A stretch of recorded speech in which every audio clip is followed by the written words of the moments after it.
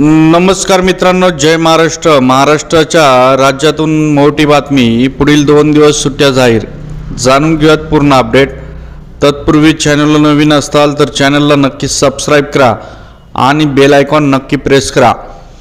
तर बघा मित्रांनो, 2 दिवस सुट्ट्या कशामुळे आणि कोणत्या कारणामुळे याविषयी आपण आज माहिती घेणार आहोत। राज्यातील 12 जिल्हा परिषद आणि त्या अंतर्गत 125 पंचायत समितीच्या निवडणुका आहेत शनिवारी, म्हणजे उद्या 7 फेब्रुवारीला। त्यामुळे ज्या ज्या ठिकाणी निवडणूक आहेत त्या ठिकाणी सुट्ट्या आहेत।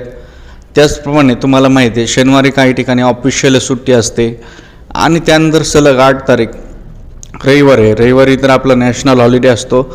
यामुळे अशा सलग 2 दिवस सुट्ट्या येतात। तुम्हाला काही प्लॅन करायचं असेल, नियोजन करायचं असेल तर तुम्ही करू शकता आणि सोमवारी सुट्टी टाकून 3 दिवस सुट्ट्या करू शकता। या निवडणुकांमध्ये राज्यातील तसेच राज्याच्या सीमेलगतच्या सर्व मतदारांना आपल्या मतदानाचा हक्क बजावता यावा, यासाठी उद्योग, आस्थापना आणि कारखान्यामधील कामगारांना या दिवशी राज्य सरकारने सुट्टी देणे बंधनकारक केलेले आहे, असे परिपत्र काढलेले आहे। जर याचं उल्लंघन केलं तर त्यांच्यावर कारवाई होण्याची दाट शक्यता आहे। तर आपल्याला काय वाटतं कमेंटमध्ये कमेंट करा, आपला अभिप्राय नोंदवा। जय महाराष्ट्र।